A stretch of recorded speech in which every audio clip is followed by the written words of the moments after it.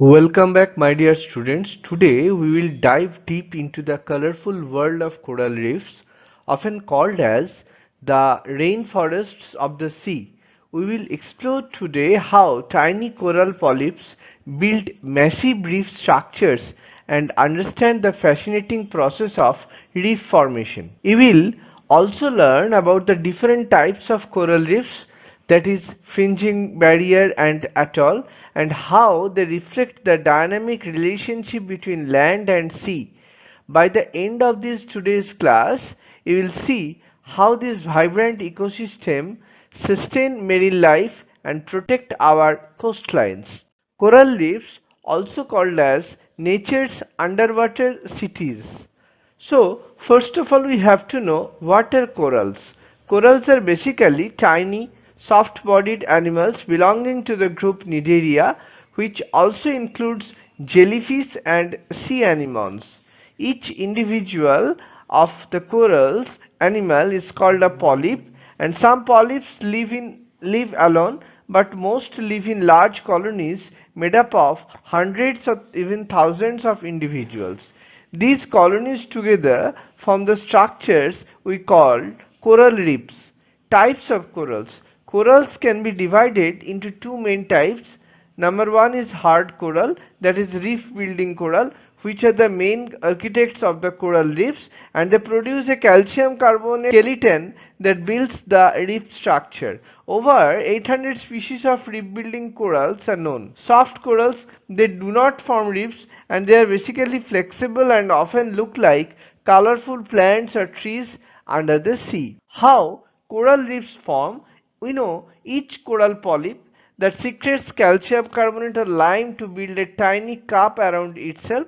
When the polyp dies, new ones grow on top and their skeletons pile up over time, forming massive limestone structures called coral reefs. Some non-reef building corals like red corals of the Mediterranean and precious corals of the Pacific can live in deeper and cooler waters. However, most corals prefer warm, clear, shallow tropical seas. So definition, in 1917, scientist Vaughan defined coral reefs as a ridge or mound of limestone formed near the sea surface by organisms, chiefly corals. The main reef building are stony corals, order Madreporiaria of the class Anthozoa. Now, we must learn the distribution of coral reefs. Coral reefs are fundamentally found mainly in warm tropical seas, especially the Indo-Pacific region, from the east coast of Africa to Australia, including the Great Barrier Reef, the Caribbean Sea. This is the Caribbean Sea around Fiji. This is the Bahama and Bermuda. This is the Fiji. In India, reefs occur in Gulf of Kutch, like Port Oka and Dharka, Gulf of Mannar, like Rameswaram, and the Andaman, Nicobar, and Lakshadweep Islands. Favorable conditions for coral growth. Corals can survive only under certain conditions. Temperature must be warm, about 20 degrees Celsius or 68 degrees Fahrenheit. Corals are usually absent where coral currents flow. Depth. Corals grow best in shallow water less than 30 meters deep. Beyond 50 meters, sunlight is too weak for their algae partners to photosynthesize, so the light is essential for zooanthellae, that is symbiotic algae living inside coral tissues. Clear saline water. Corals need clear, sediment-free saline water with plenty of oxygen and food brought by waves and currents. So, what are the components of the coral reefs? Besides corals, other organisms also help build reefs such as Millepora, Tubipora, Helipora, Alcyoniarians, Gorgonians. They are all of them are the Cnidarians, but except Cnidarians, coralline algae, foraminifera like protozoa and sponges or the poriferans are also involved in the coral reef.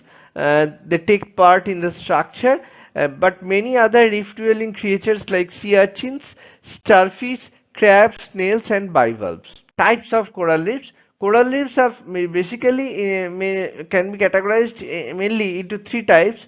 Fringing reefs, they are found along the coastline directly attached to the seashore. There is no deep channel separates them from land.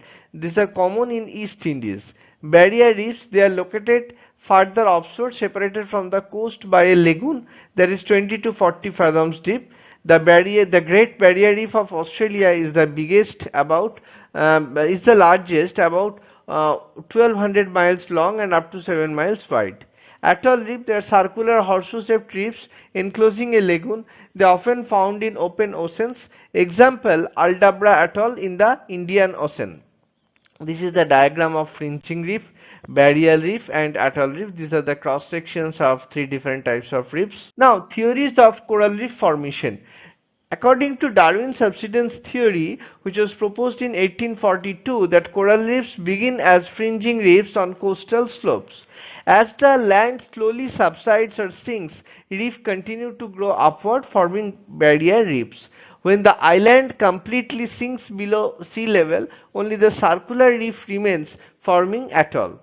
Daly's glacial control theory, 1915, during the Ice Age, ocean's level dropped, exposing flat platforms. When ice melted, sea levels rose and coral started growing upward on these platforms, forming reefs. Coral reefs today may still be growing on such old submerged platforms. Why coral reefs are under threat? Coral reefs face facial global threats such as climate change causes coral bleaching and ocean acidification, pollution from land runoff and plastic, overfishing damages reef balance, sedimentation blocks sunlight and smoother corals. Scientists warn that one-third of the world's coral reefs may disappear in the next 30 years if these threats continue. Coral reef conservation. Efforts to protect reefs include marine protected areas or MPAs, safeguard reefs from overfishing and pollution. Global initiatives, programs like Reef Check and the International Coral Reef Initiative monitor reef health worldwide. NOAA Coral Reef Watch use satellite data to predict coral bleaching events. Community awareness, education and local participation help reduce destructive practices. Now, we should know the importance of coral reefs, coastal protection. Reefs act as natural barriers, absorbing wave energy and protecting coastlines from erosion, storms, and tsunamis.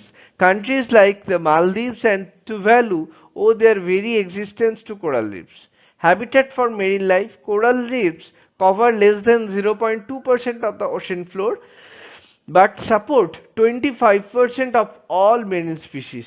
They provide breeding grounds, shelter, and food for countless marine organisms.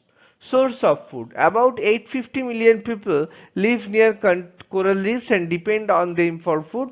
A healthy reef can provide 5 to 15 tons of fish and shelter per square kilometer each year. Economic value. Coral reefs contribute nearly 30 billion annually through fisheries, tourism, and coastal protection. In the Philippines, reefs generate around $1.1 billion every year. Tourism. Coral reefs attract divers, snorkelers, and tourists, supporting local economies in over 100 countries. Sustainable reef tourism can create jobs while protecting ecosystems. Medicinal importance. Many reef organisms produce unique chemical compounds that help in developing new drugs for cancer, HIV, heart diseases, and more. Coral skeletons are even used in bone grafts because of their similarity to human bone. So, my dear students, today we already discovered how coral reefs, the living masterpieces of the ocean, are formed by tiny coral polyps working together over centuries. We explored the three major types of coral reefs, fringing, barrier, and atoll, each telling a story of geological change and marine adaptation. These vibrant ecosystems not only shelter countless marine species but also protect our coastlines and support human livelihoods. Coral reefs truly remind us how delicate yet powerful nature's balance can be. Thank you for watching. Stay curious, keep keep learning, and I will see you in the next class.